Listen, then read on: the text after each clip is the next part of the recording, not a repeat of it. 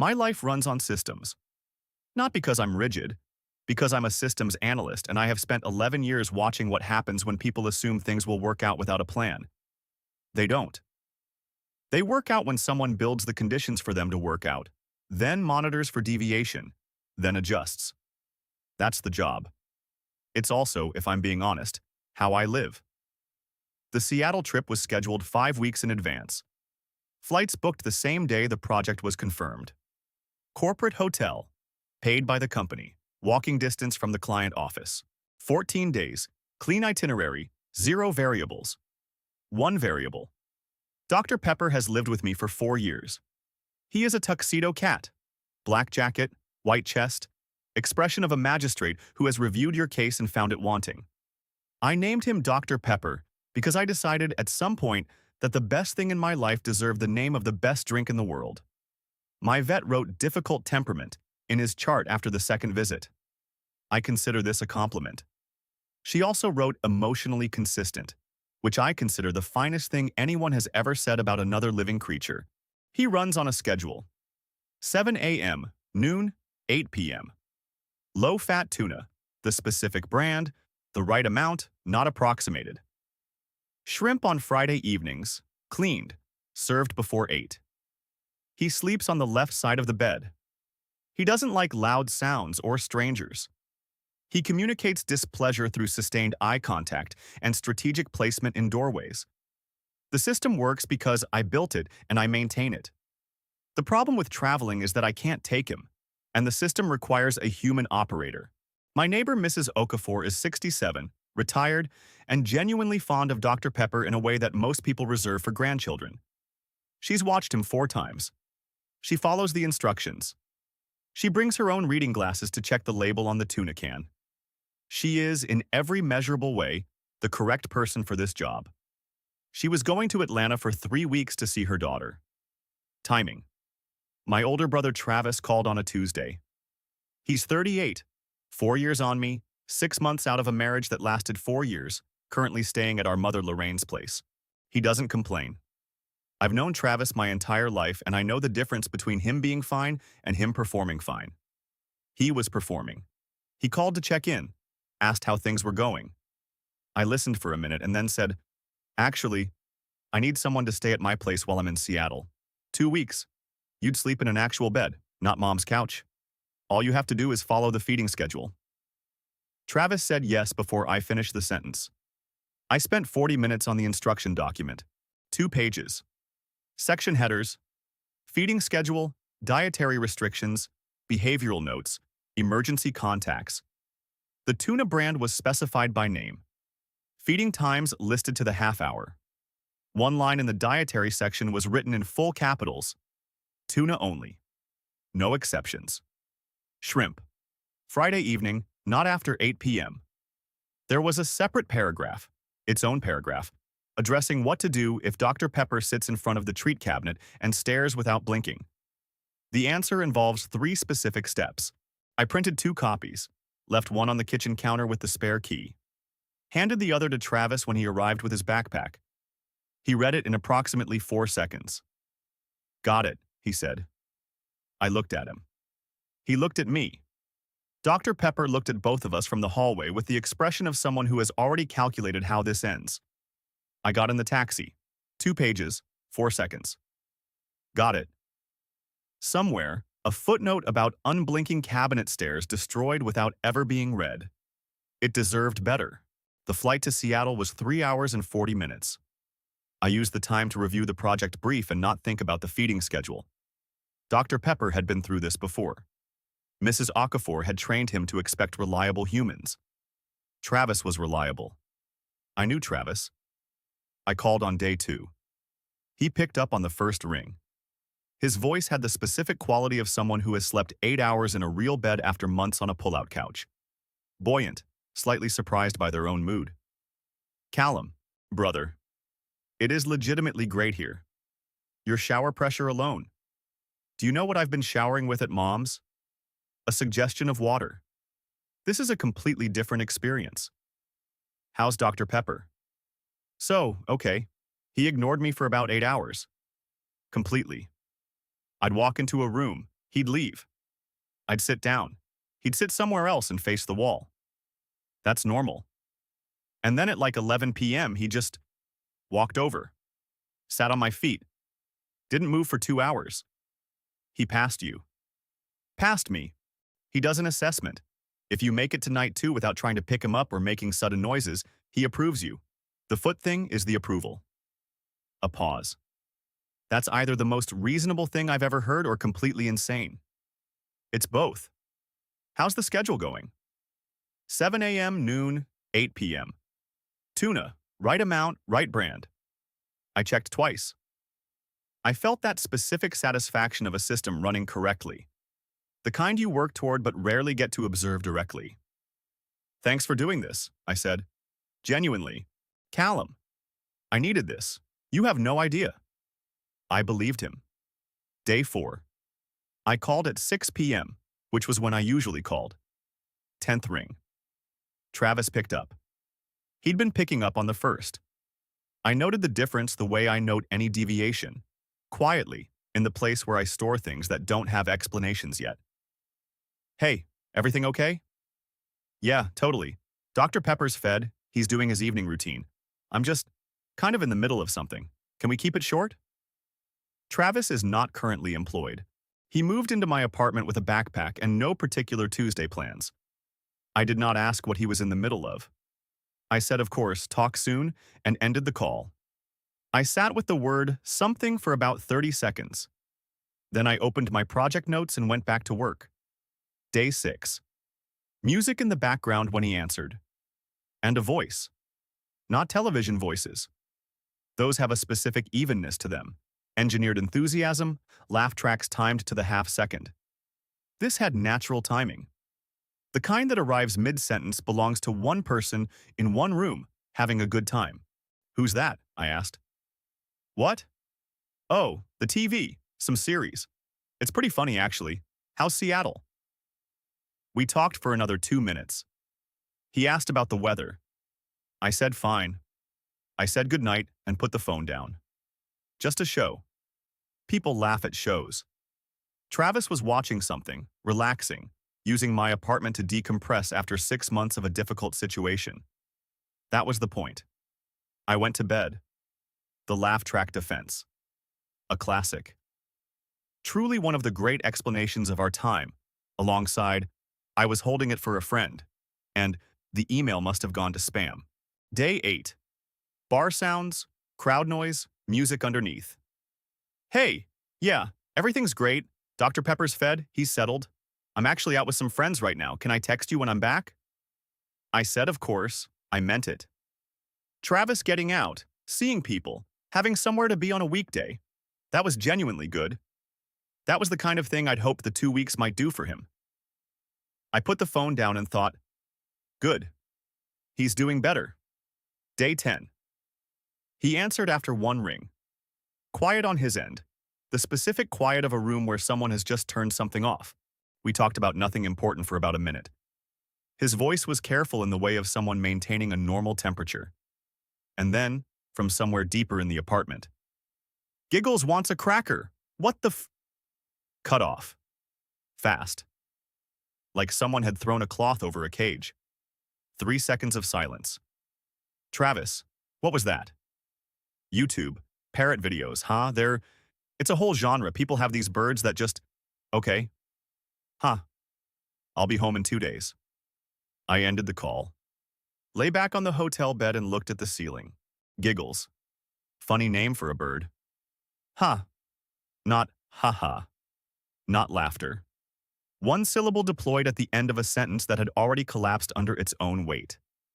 Ha is doing a lot of heavy lifting here. It is not strong enough for this job. Day 12. Seattle-Tacoma International, Gate B14, 40 minutes before boarding. I called Travis. No answer. I called again. No answer. I typed, heading home. There in 4 hours. 3 check marks. Read receipt. 2:07 p.m. No reply. I put the phone in my jacket pocket, picked up my carry-on, walked to the gate. I am a systems analyst. I build models. I account for variables. On the flight home, I ran the model with everything I had. Day 4, the 10th ring. Day 6, the voice. Day 8, the bar. Day 10, giggles. Day 12, silence. The model had one output. I watched the clouds for 3 hours and 40 minutes and waited to be wrong. The taxi from the airport takes 42 minutes on a good day. I had 42 minutes to build a model. I am a systems analyst. When something doesn't behave according to the expected parameters, you don't panic. You enumerate the possible causes and work through them in order of probability. First scenario. Travis's phone battery drained. He read the message, intended to reply, got distracted. Battery at 0 somewhere between the read receipt and a response. Perfectly reasonable. People let batteries run down. He'll be at the apartment, Dr. Pepper will be fed, everything will be fine, and I'll feel slightly foolish for the 42 minutes I spent building scenarios in the back of a taxi. This explains the silence today. But it does not explain why a man with no job and nowhere to be took 4 rings to answer on day 4. Second scenario. Something happened to Dr. Pepper. Travis panicked. Doesn't know how to tell me. Has been avoiding the call since whatever happened. This is consistent with Travis. He once sat on a scratch he'd put in my car for 3 days before I noticed it myself. He hates delivering bad news. The silence, the short calls, the bar on a Wednesday, all of it could be someone managing distance from a conversation he doesn't want to have. This would account for most of it. But it does not account for the laugh in the background. Or the bird. So third scenario could be the worst. The woman on that call, the one with the timing that didn't belong to a television, is living in my apartment. She arrived sometime between day 2 and day 6, which would explain the shift from first ring to 10th. She's the reason Travis was busy on a Monday. She's the reason he was at a bar midweek. She's the reason, on day 10, something in the back of my apartment said that funny name. I looked out the taxi window at the passing highway. The worst scenario was the only one that connected everything. The 10th ring. The bar. The voice with natural timing, bird, and silence. When one explanation accounts for all available variables and the others account for some, you work with the one that accounts for all of them. I watched a road sign pass, calculated the remaining distance, waited to be wrong. The taxi stopped at 2:23 p.m. I paid, collected my suitcase from the trunk, and walked up the front path the same way I have walked up it for 3 years. Same angle, same 3 steps to the door. I took out my key. I put it in the lock. It didn't go in. I tried again. Slower this time, deliberate. This is the key I've used every day for 3 years. I know its weight and its angle and the specific resistance of the mechanism when it turns. The key was correct. I was certain of that. Which meant the lock was not. I stepped back. New lock. Matte chrome finish. Deadbolt I didn't recognize. Higher grade than what I'd had, I could tell from the casing, the way it sat flush in the doorframe. Someone had removed the old one and installed this. I stood on my own front step with my suitcase and looked at it. I felt something colder. Then anger. The specific temperature of a variable that exists outside all 3 scenarios. Upgraded. Matte chrome. Higher security rating. Installed by someone who does not own the door, to keep out someone who does. Home improvement has never been applied more creatively. I rang the bell. Footsteps from inside. Not Travis's. Lighter, different rhythm, unhurried. Then, the sound of the new lock turning from the inside. The door opened. Dark hair, confident posture. Completely at ease in the doorway of my home. Wearing what it took me approximately 1 second to recognize as my fleece. The gray one, 4 years old. The one I wear on weekend mornings and have not replaced because replacing it would mean admitting it's past its useful life, which I have declined to do. Her name was Cassidy, as I found out later. She was wearing it the way people wear things that belong to them. She looked at me with the mild curiosity of someone who has answered a door and found a stranger. "Hi, can I help you?" I looked at her. Then at the hoodie. 4 winters. Callum's hoodie. Callum's door. Cassidy's Tuesday afternoon. Some people take a while to settle in. Cassidy is not those people. Where's Travis? From somewhere in the back of the apartment, bedroom, based on the distance and direction, A voice arrived at considerable volume. Giggles wants a cracker. Oh, shh. She turned fast. Giggles, quiet. Practiced. The tone of a phrase said in many rooms over a significant period of time. A pause from the back, then silence. She turned back to me. Something in her expression had shifted by a small, precise amount, still composed, but updated. The situation at the door had been reassessed. Travis appeared at the end of the hallway. He saw me. 5 things crossed his face in approximately 2 seconds. I have known Travis for 34 years. I recognized all 5 of them. None of them were relief. Callum, a beat. You're early. I'm on time, I said. I sent a message 4 hours ago. He looked at the floor for a moment. I saw it. I know. Behind him, quieter now, Giggles offered one more contribution. Shorter, almost reflective. Cassidy did not turn around. Listen, Travis said. I can explain why you changed the locks. It's temporary, we just needed… Travis. I held up the key. The one I'd had for 3 years. The one that no longer worked on the door it was made for. You changed the damn locks on my house. He stopped. Cassidy was still in the doorway. She said nothing. The hallway behind Travis was quiet. Even Giggles had nothing further to add. From behind Cassidy's left leg, with the deliberate timing of someone who has identified the correct moment, came Dr. Pepper. He moved in 3 steps, threshold to my feet, direct, no detours. And then he made a sound that I can only describe as the full inventory of 11 days of grievances, delivered at once, in sequence, without pause for breath. Loud. Pointed. The specific cadence of a creature who has kept a list and now has someone in front of them authorized to receive it. He pressed against my ankle. Circled once. Looked up at me with the expression of a witness who has been waiting a very long time for this deposition to begin. I looked at him for 1 second, then at Travis. You changed the locks on my house for what reason? I didn't raise my voice. I never do with Travis. He knows what the flat version sounds like and what it cost me to use it. He said nothing. I crouched down. Picked up Dr. Pepper with one arm.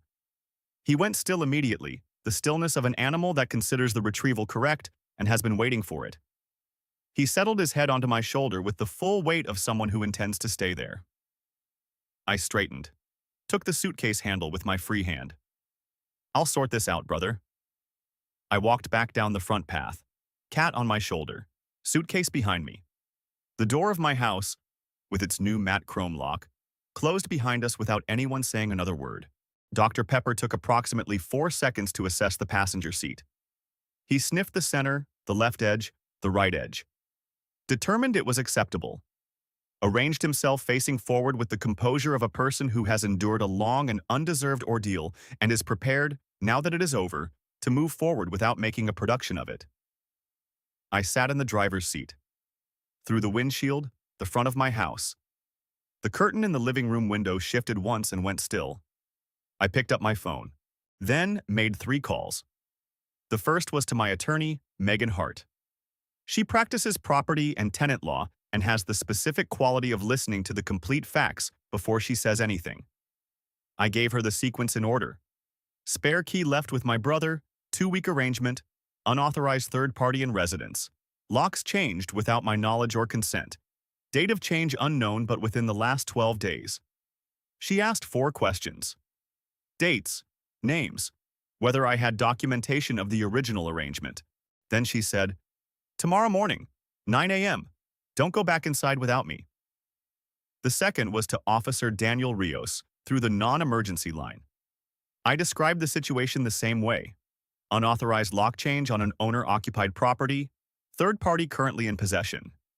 He asked about the nature of the original arrangement, confirmed there was no lease or formal agreement, asked for the address. I'll meet you there, he said. 9 a.m. The third call was to my mother, Lorraine. She answered on the second ring. Callum, how was the trip? Mom. I was looking at the front of my house through the windshield. The curtain in the living room window had not moved again. Did you know? A pause. Long enough to contain an answer. He said you wouldn't mind. He said Cassidy just needed somewhere temporary while she, Mom, Callum, he's your brother, and she's had a really difficult, I know who he is. Bye, Mom. I ended the call. Dr. Pepper was watching me from the passenger seat. He had the expression of someone who had expected that call to go approximately that way and had nothing further to add on the subject.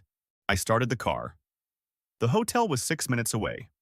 Ground floor room, which I requested for the cat. Dr. Pepper walked the perimeter of the room when we arrived, methodical, corner to corner, the full inspection, then jumped onto the bed and claimed the center with the authority of someone who has decided the accommodations are acceptable and is not planning to discuss it further. I opened my laptop. I documented everything in order. Date the key was handed over. Date I left for Seattle. Each call. Date. Time. What was said. What was in the background. The new lock, described from memory. Matte chrome, deadbolt style, higher grade than the original. The hotel. Name, nightly rate, number of nights. Attorney Megan Hart. Rate, estimated hours. Replacement locks I would need after. I built a column, I put numbers in it. By 11 p.m. I had a complete record of 14 days and what they had cost. I closed the laptop. Dr. Pepper had migrated to the left side of the bed at some point during the documentation. I did not move him. I slept on the right side and was ready at 8:15. Officer Daniel Rios arrived first, tall, unhurried, in uniform. Megan Hart arrived 2 minutes later with a leather folder and the specific demeanor of someone who has done this before and found it straightforward. We stood on the front step, the three of us. I rang the bell. Footsteps. Travis opened the door. He saw Officer Rios first. Then Megan and her folder. Then me, behind both of them. His face changed in real time.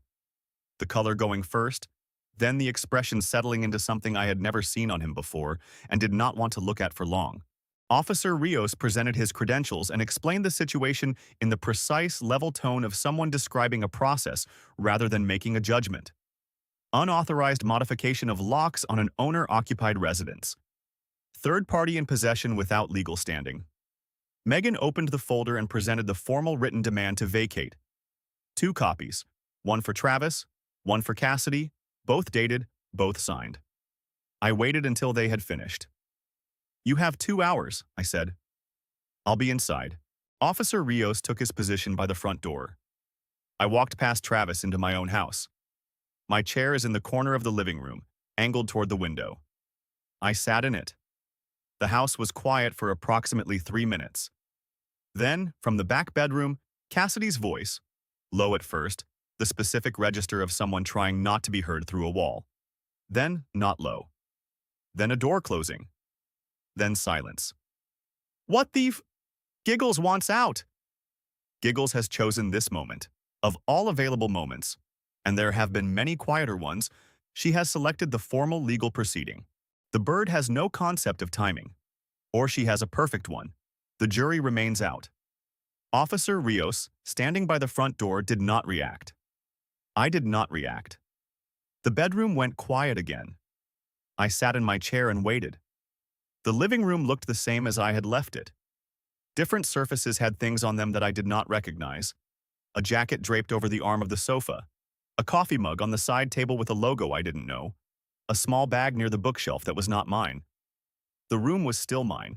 The additions were temporary. They would be leaving. At the 2-hour mark, Travis came out first. Backpack on, one bag in his hand. He moved through the living room without looking at me. Behind him, Cassidy, suitcase rolling, bird cage in her other hand, looking straight ahead. She did not look at me as she passed. Giggles rode in silence, which may have been the most restrained she had been in 2 weeks. Travis stopped at the front door. He turned around. Callum. His voice was steady, which I could tell cost him something. I'm sorry. I looked at him. 5 seconds. I know. The door closed. I heard the car start in the driveway. I heard it back out. I heard it go. The house was quiet in the way it is supposed to be quiet. That girl came with a plan, suitcase, and a bird with opinions. Then she left with 2 of the 3. The plan did not survive the Tuesday morning. Plans rarely do when an attorney is holding a folder. I drove back to the hotel. Dr. Pepper was on the left side of the bed exactly where I had left him, in a position suggesting he had not moved since 8:15 and considered this reasonable given the circumstances. We drove back together. I put the kettle on. Fed Dr. Pepper at 8 p.m. Low-fat tuna, correct brand, correct amount, exactly on schedule. He ate with the focused attention of an animal who has returned from an extended and undeserved disruption to his routine and is re-establishing the correct order of things. He did not look up until the bowl was empty. Then he sat back and regarded the kitchen with an expression that I can only describe as provisional satisfaction. The posture of someone who has accepted that things are back to normal, but reserves the right to revisit the grievance at a later date. I made tea. Sat in my chair. The jacket was gone from the sofa arm. The mug was gone from the side table. The bag was gone from near the bookshelf. The room was the same room it had been before I left for Seattle, minus 14 days and one lock.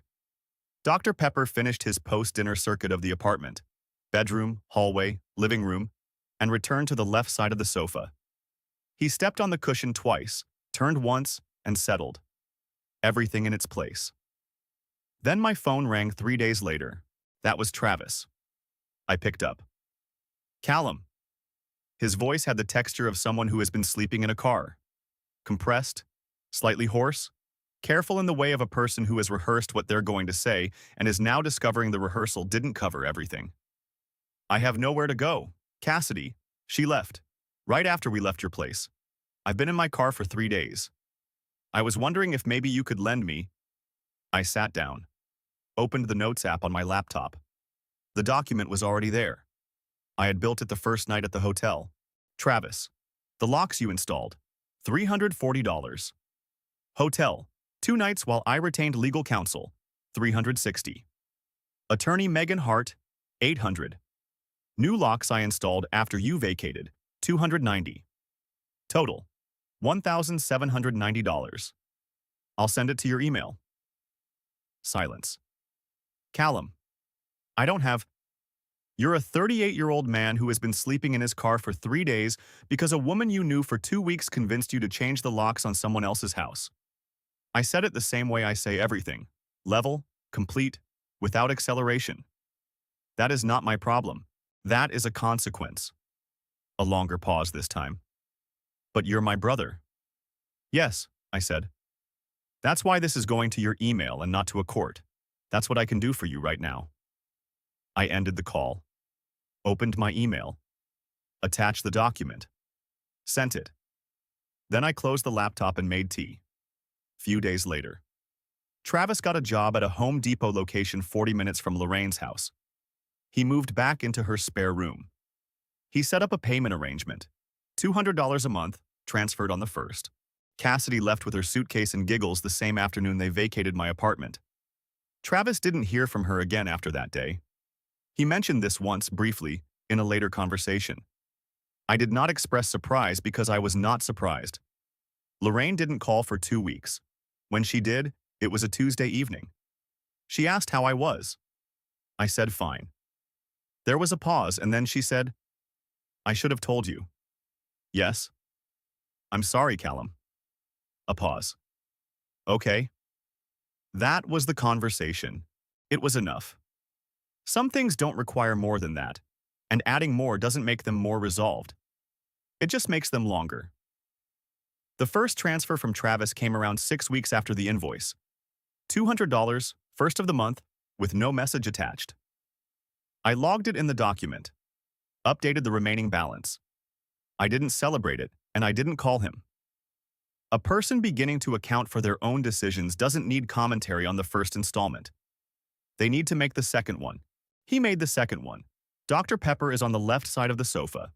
This is where he belongs, and this is where he has always been, every evening, since he was approximately 4 months old and decided that the left side of the sofa was the correct side and that this was not a matter open for discussion. The right side is for other purposes. The left side is his. The kettle finished. I poured the tea. Fed Dr. Pepper at 8 p.m. Low-fat ton, measured correctly, on schedule. He ate without looking up, with the focused efficiency of an animal for whom the meal is serious business, and ambient conversation is a distraction from it. I sat in my chair. He finished, sat back, and looked at me across the room. Not the way cats usually look at people, the passing, incurious glance of an animal with other things to attend to. The sustained, direct look of a creature who has an assessment to deliver and the patience to deliver it properly. I looked back at him. He had known, I think, somewhere around day 6. The specific way he'd met me at the door on day 12, the immediacy of it, the list of grievances delivered without preamble, suggested a level of accumulated observation that I found, in retrospect, impressive. He had processed the situation correctly and waited for the appropriate person to present it to. He was doing it again now. The same look, patient, certain. The look of someone who always knew how this would end and was simply waiting for the rest of us to arrive at the same conclusion. Everything in its place. Looking at this situation, we think a lot about what generosity actually costs when the person you extend it to reroutes it to someone else. Callum didn't give Travis his house. He gave him a bed, a break from his mother's couch, and a straightforward job. Keep the cat alive and on schedule.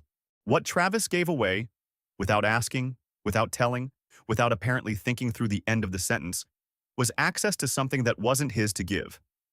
That's the mechanism this story is really about. Not Cassidy, who took advantage of an open door, but the person who opened it without owning it. We believe that when someone causes damage through carelessness and then asks you to absorb the cost of that damage because they're family, the invoice is the kindest possible response. It says, "I see you. I'm not taking this to court, but I am not pretending this had no price." The $1,790 Callum sent Travis wasn't punishment. It was an accurate record of what happened. Travis is paying it in installments. That's actually the more hopeful ending. Not because the money matters, but because paying it means Travis has finally started accounting for his own decisions. Some people never do. This story is a reminder that protecting someone from consequences is not the same as loving them. Sometimes the most honest thing you can do for someone is let the bill arrive.